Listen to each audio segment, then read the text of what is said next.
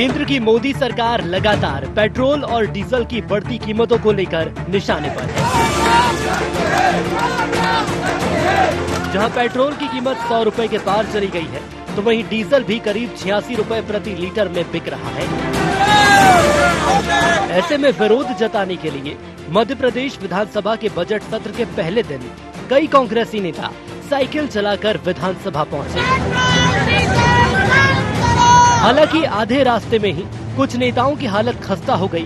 चढ़ाई होने की वजह से पूर्व मंत्री व विधायक पीसी शर्मा, जीतू पटवारी साइकिल से उतरकर अपने वाहन से विधानसभा गए। वहीं भाजपा सरकार के मंत्रियों ने विपक्ष के इस प्रदर्शन पर निशाना साधा। 50 रुपए जब डीजल था, 65 रुपए पेट्रोल, तब शिवराज जी और उनका पूरा मंत्रिमंडल साइकिल से चल के विरोध करता था। और आज पैसा 100 रुपए पेट्रोल हो चुका है, तो कहीं ना कहीं देश के अंदर जिस प्रकार की हालत है, जो महंगाई इनको डायन दिखती थी, वो आज डार्लिंग हो चुकी है। हमारा आग्रह है इस डार्लिंग को रोक ले। और अब किम कर्तव्य विमूढ़ की स्थिति में पार्टी है, मतैक की नहीं है। अब उनके नेता तय करें गधे पे जाना है कि घोड़े पे या साइकिल। कच्चे तेल की कीमतें 2014 की तुलना में बहुत कम हैं। अप्रैल 2014 में अंतर्राष्ट्रीय मार्केट में कच्चे तेल की कीमत $108 थी। तब पेट्रोल की कीमत 71 रुपए प्रति लीटर थी और डीजल 58 रुपए लीटर बिकता था। लेकिन अब जब 20 फरवरी को क्रूड ऑयल की कीमत $62 प्रति बैरल थी, तो पेट्रोल की कीमत 100 रुपए प्रति लीटर को पार कर गया। ऐसे में देश भर में राजनीतिक पार्टियां पेट्रोल डीजल की आसमान छूती कीमतों को लेकर केंद्र की मोदी सरकार पर सवाल खड़े कर रहे हैं।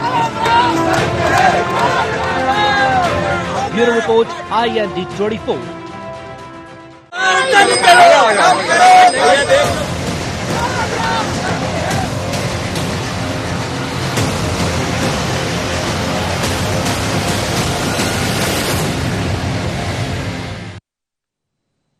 नमस्कार, शार्प एट 7 में आप सबका स्वागत है। मैं हूं आपके साथ मुक्ता पाठक। जी हां, जिस तरह से पेट्रोल और डीजल की कीमतें बढ़ रही हैं, लाजमी है कि विरोध होगा, लेकिन विरोध हो तो सही तरीके से हो। ये क्या कि कांग्रेस के विधायक जो हैं वो साइकिल पे निकले और बीच रास्ते से ही साइकिल छोड़कर फिर अपने अपने वाहनों और गाड़ियों पे निकल पड़े।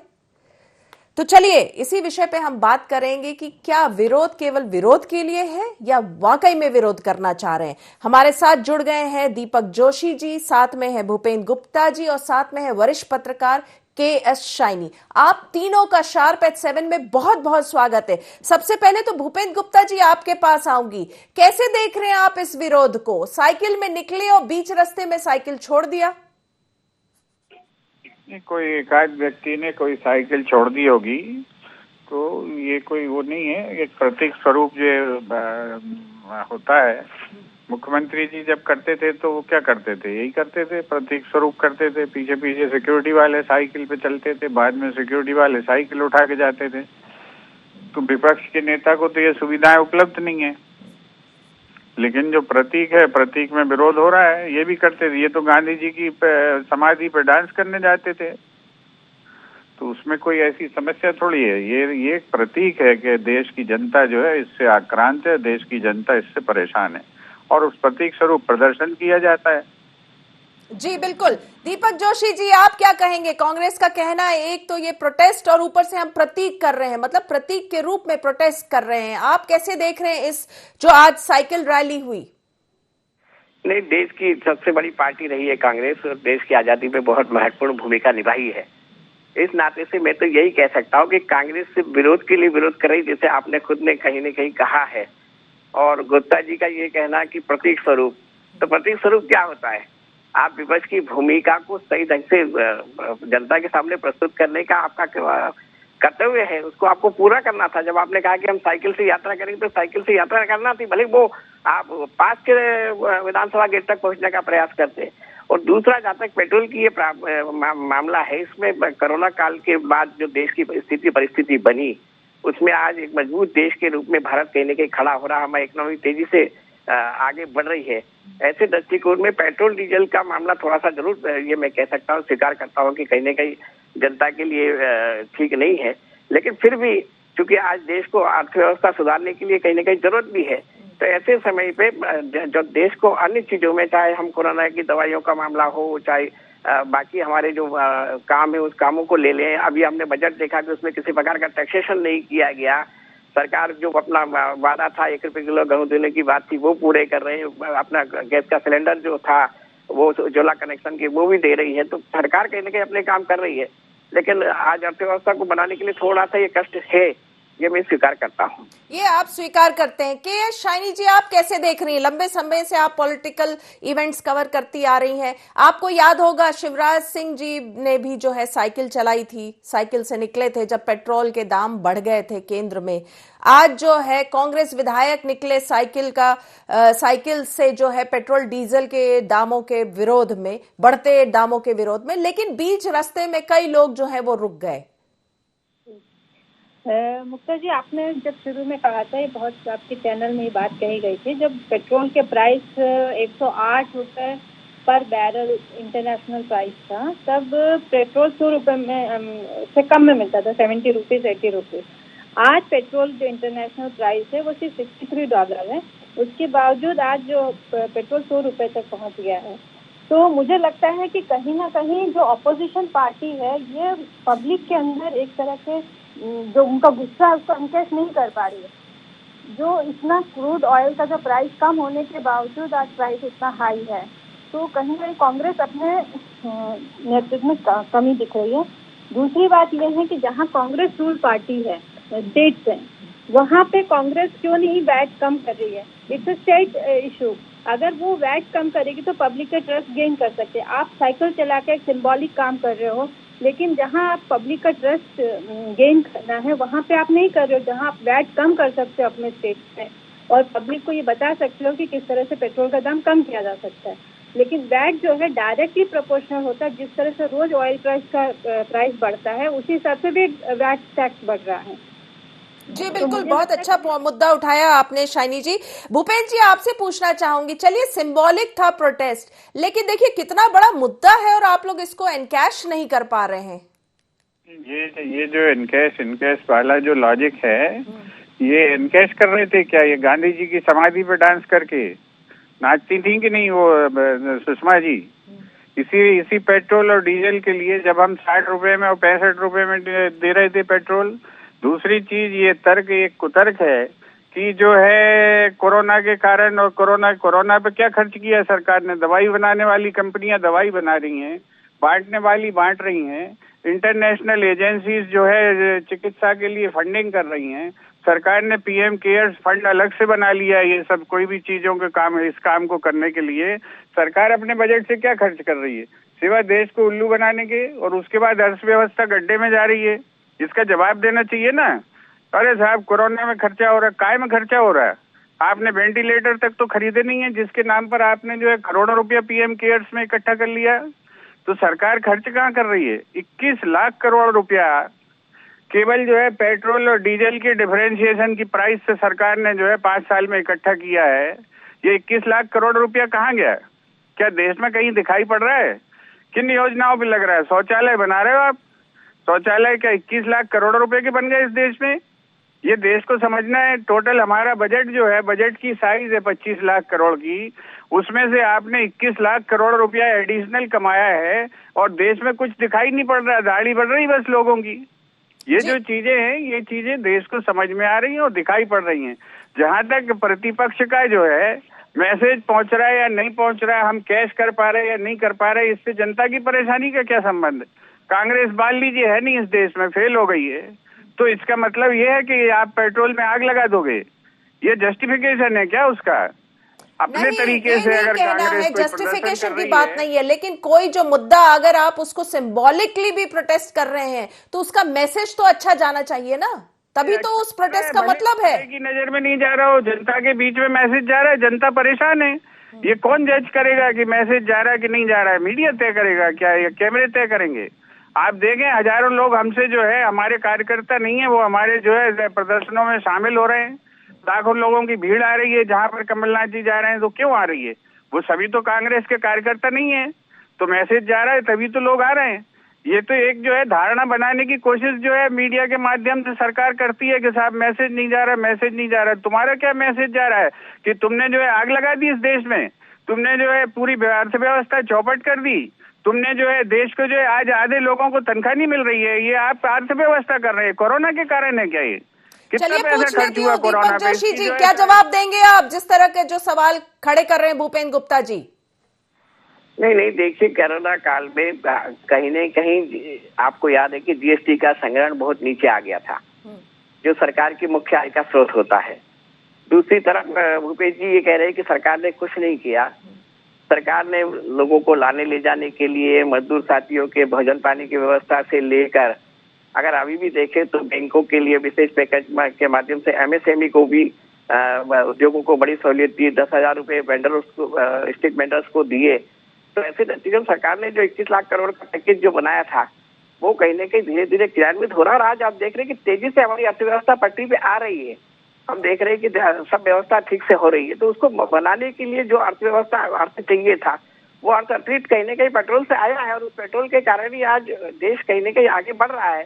तो भूपेश जी का एक तो ये कहना, दूसरा उनका ये कहना कि कांग्रेस ही करेगी क्या। नहीं, देखिए मेरा ये मानना है कि हम भी विपक्ष में रहे हैं।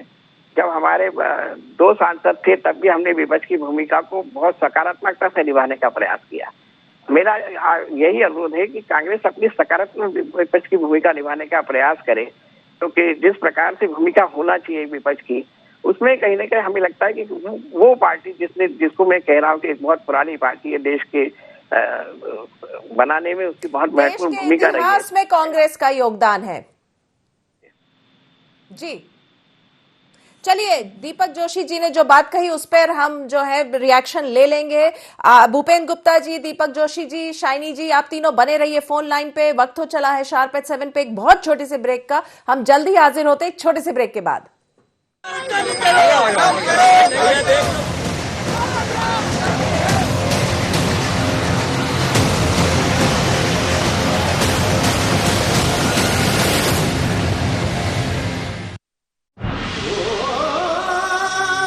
कोई खास है, कोई बात है, कमला पसंद। जीते दुनिया हर बाजी जीते, हर अदा में शाही अंदाज है। कमला पसंद पान मसाला, शाही स्वाद, शाही अंदाज, स्वाद में हमेशा 2 कदम आगे।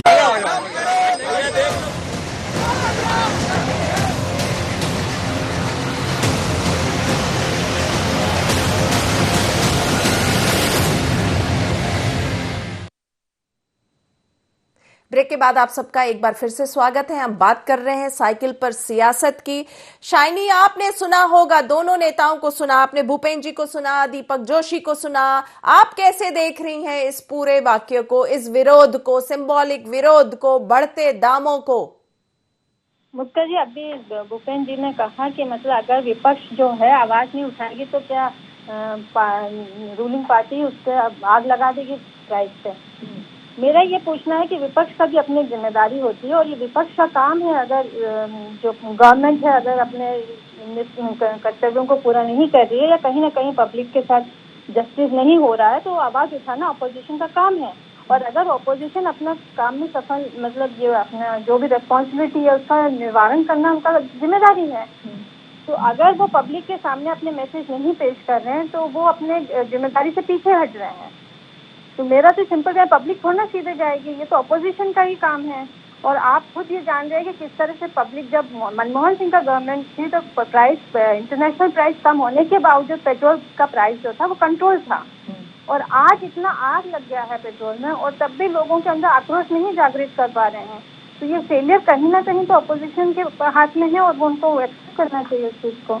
जी भूपेंद्र जी, क्या कहेंगे आप?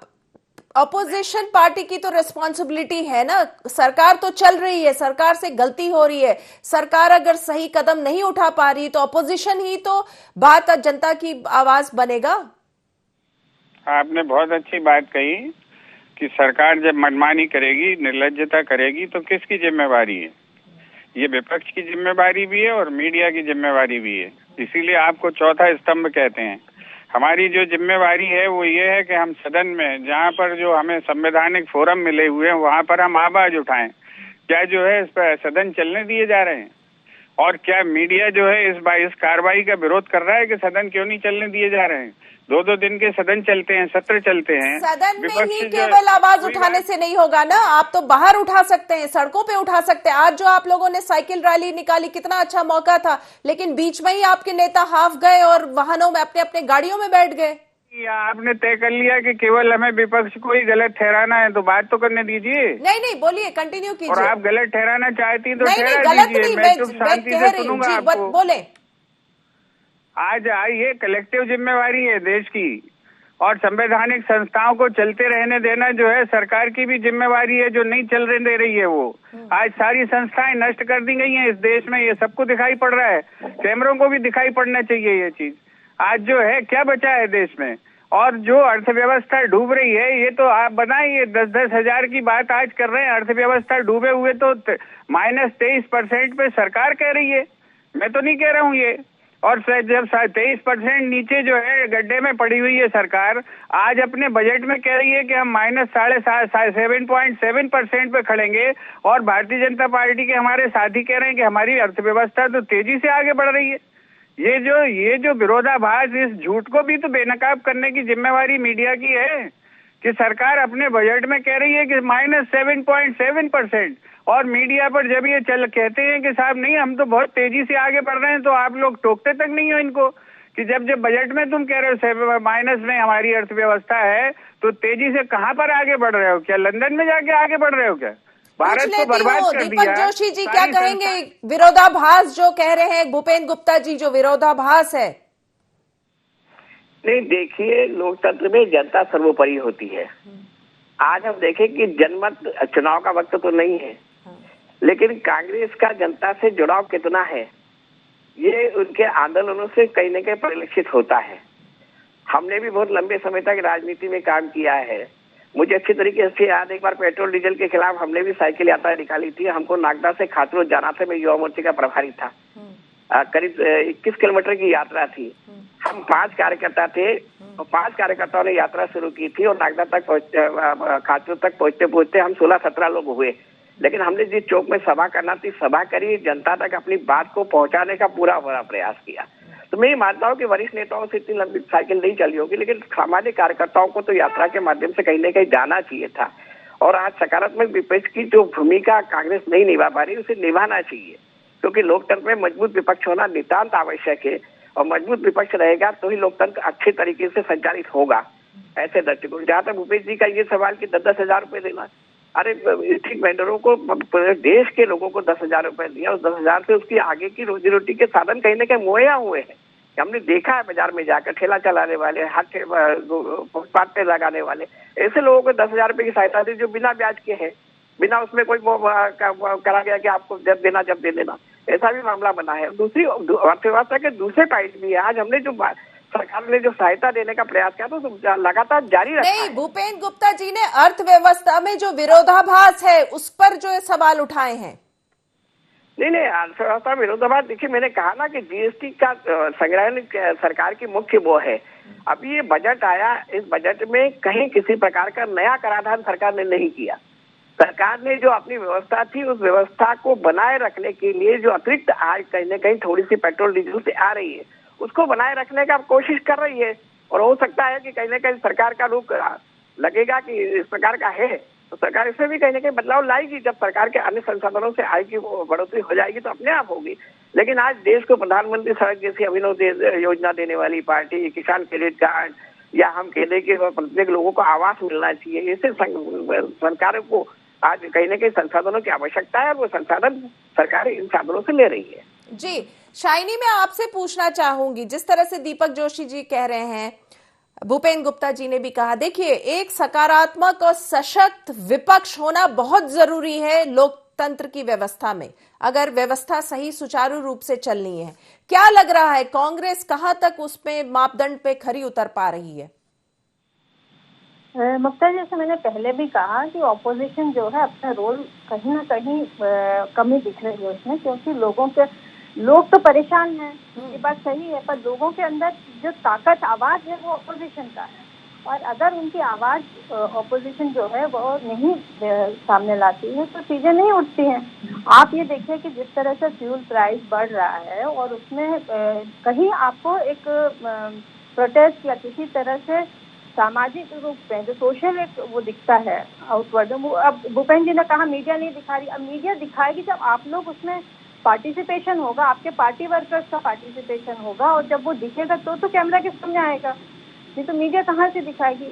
बात यह है कि एक जॉइंट एफर्ट होता है, मीडिया का भी रोल है और ऑपोजिशन का भी रोल है। डेमोक्रेसी अपने आप में ही ये बहुत बड़ा रोल होता है ऑपोजिशन का, और मुझे लगता है कहीं ना कहीं फ्यूल प्राइस को लेकर ऑपोजिशन ने अपना रोल पूरे तरह से नहीं निभाया। यही अगर बीजेपी होती, बीजेपी ऑपोजिशन में होती तो उसने इसको इवेंट एक बना दिया होता और जन जन तक पहुंचा दिया होता। ये बात तो आप मानेंगी ना शाइनी? बिल्कुल। अगर देखो, मैं नेताओं की सिर्फ बात नहीं, जैसे कार्यकर्ता है, पार्टी वर्कर्स है, ग्राउंड लेवल पे आप क्यों नहीं जाते हो? लोगों को जो है मैसेज वहां तक पहुंचना चाहिए, और उनको एकजुट करने का जो काम है वो अपोजिशन का है। जो रूलिंग पार्टी है वो तो अपना काम करे, वो थोड़ी ना आके सड़क पे उतरेगी। सड़क पे तो अपोजिशन को उतरना पड़ेगा, लोगों का साथ तो अपोजिशन पार्टी को देना पड़ेगा। जी भूपेंद्र जी क्या कहेंगे आप? मेरे को मैं केवल हंस सकता हूँ कि जो है हम लोग इवेंट नहीं बना पा रहे हैं। क्या इवेंट लोकतंत्र है? इवेंट का मेरा मतलब है मैसेज पहुंचना जन जन तक। तो पूरी बात तो करने दीजिए। आप जो है एकदम अटैक हो जाती है। आप पे अटैक नहीं कर रहा हूँ मैं, सवाल कर रहा हूँ, ये लोकतंत्र से सवाल है। क्या डेमोक्रेसी जो है इवेंट है? हम इवेंट नहीं कर पा रहे हैं इसलिए हम फेल हैं। हमने 70 साल में देश बनाया है, खड़ा किया है, पूरे हिंदुस्तान में जो है चहल पहल की है, तो वो इसलिए क्योंकि हम इवेंट नहीं कर पा रहे हैं। ये जो तर्क है, ऐसे लॉजिक देकर हम किसको समर्थन कर रहे हैं? ये चीज जो है मुझे दुख है कि ऐसे लॉजिक जो है बुद्धिमान लोगों के साथ सामने से आ रहे हैं। दूसरा, ये जो सज्जन अभी हमारे भाई कह रहे थे, दीपक भाई, इनने उज्ज्वला दे दी, फलाना दे दी, धमाका दे दी। क्या दिया लोगों को ठगने के अलावा? उज्ज्वला का कनेक्शन दिया आपने और उसके बाद उसकी 400 रुपए की 450 की सब्सिडी खा ली। आज क्या सब्सिडी मिल रही है? आपने चूल्हा पकड़ा दिया उसको और वो सिलेंडर नहीं खरीद पा रही। देश को ठगने की जो नीति है, ये आपने विकास किया है क्या? ये चीज का जवाब देना पड़ेगा। चले हमारे साथ गांव में। दीपक भाई को मैं जो है चुनौती देता हूँ, ये तो ईमानदार व्यक्ति के बच्चे हैं, तो ये चले हमारे साथ। देखें कितने लोग जो है उज्ज्वला का चूल्हा खरीदने की स्थिति में। आप ठग रहे हैं लोगों को जो है नारे लगा कर। आप उनके साथ झूठ बोल रहे हैं। पहले 1600 रुपए की उसके नाम पर जो है लोन मर दिया था, लोन फॉर्म भरवाया उससे इसी उज्ज्वला कनेक्शन में। अब उसकी सब्सिडी जब्त कर ली आपने और पूरे देश की सब्सिडी खा गए उस चक्कर में आम उपभोक्ता को। आपको मुक्ता जी सब्सिडी आती थी आपके खाते में जो है गैस चूल्हे की, गैस के सिलेंडर की, आज आ रही है क्या? ये आप तमाशा कर रहे हो देश में। कह रहे हैं बड़ा विकास कर रहे हैं। पूछ लेती हूँ दीपक जोशी जी, क्या रिस्पॉन्स देंगे आप भूपेंद्र जी की बातों का? नहीं भूपेश जी मेरे तो बहुत वरिष्ठ वो है, मार्गदर्शक, मैं तो ये मानता हूँ, और छात्र राजनीति में हमसे सीनियर रहे हैं। एक बात भी बार बार मीडिया को कह रहे हैं कहीं ना कहीं, तो मुझे अच्छी तरीके से याद है जब मैं छात्र राजनीति में बिल्कुल नया था, तब नई दुनिया प्रेस हमारे मीडिया कॉलेज के पीछे हुआ करती थी और स्वर्गीय मदन मोहन जोशी जी उसके ब्यूरो चीफ हुआ करते थे। एक बार हमें लगा कि नई दुनिया ने न्यूज नहीं छापी तो हम नई दुनिया प्रेस पे ही कुछ न कुछ कर दें। जब हम वहाँ पहुंचे थे, स्वर्गीय मदन मोहन जोशी जी वहाँ मौजूद थे। उन्होंने सिर्फ एक बात कही थी कि आप नेताओं को कुछ न कुछ करना चाहिए, अच्छा करोगे तो छपोगे, बुरा करोगे तो छपोगे। तो मेरा तो मानना है कांग्रेस को कुछ न कुछ करना चाहिए। करेगी तो बिल्कुल मीडिया उसको कहीं ना कहीं लेगी। तो मीडिया को दोष देने से कांग्रेस अपने कर्तव्य से इतिशी कर लेगी, मैं नहीं मानता। और दूसरा, मैंने कहा कि सरकार ने बहुत सी योजनाएं चलाई है कोरोना के बाद से। उन योजनाओं को जारी रखने के लिए अतिरिक्त कराधान करे बिना देश की पट्टी को, अर्थव्यवस्था को पट्टी पे लाने के लिए कहीं ना कहीं थोड़े संसाधनों की आवश्यकता होती। इतना बड़ा देश है हमारा, उस देश को चलाने के लिए कहीं ना कहीं उन योजनाओं को आगे बढ़ाने के लिए कुछ न कुछ साधन की आवश्यकता लगती है। हमने बाकी जगह कहीं टैक्सेशन नहीं बढ़े, बाकी जगह कुछ नहीं किया। आज प्रत्येक घर में बिजली पहुंच रही, प्रत्येक गांव में बिजली पहुंच रही। तो ऐसे दृष्टिकोण में इन साधनों को जुड़ाने के लिए हमारे पास आवश्यकता लगती है। उस आवश्यकता के लिए ये अतिरिक्त थोड़ा सा पेट्रोल पे भार है और मुझे लगता है कि थोड़े समय के लिए हो सकता है, बाद में ये भी कहीं ना कहीं कम हो सकता है। जी चलिए, दीपक जोशी जी, भूपेंद्र गुप्ता जी, शाइनी जी, आप तीनों का बहुत बहुत धन्यवाद। आपने शार्प एट 7 के इस डिस्कशन में हिस्सा लिया। तो हम बात कर रहे थे कैसे साइकिल पर सियासत हो रही है, पेट्रोल और डीजल के दाम बढ़ रहे हैं, विरोध तो होना चाहिए, जनता के अंदर परेशानी है, जनता परेशान है, कहीं ना कहीं उसके पॉकेट पे ये जो है भार है। लेकिन ये भी एक सवाल उठ रहा है कि कांग्रेस के पास एक मुद्दा है विरोध दर्ज कराने का, क्योंकि जो अपोजिशन पार्टी होती है वही जनता के इश्यूज को तरीके से उठा सकती है, उसको उठा के एक मूवमेंट बना सकती है। लेकिन कहीं ना कहीं कांग्रेस जो है अपोजिशन के जो मुद्दे हैं जो उनको मिलते हैं उस पर भी वो बहुत अच्छे से उनको जो है जनता के बीच में नहीं ला पा रही है। तो शार्प एट 7 में फिलहाल इतना ही। आप बने रहिए IND 24 के साथ। नमस्कार।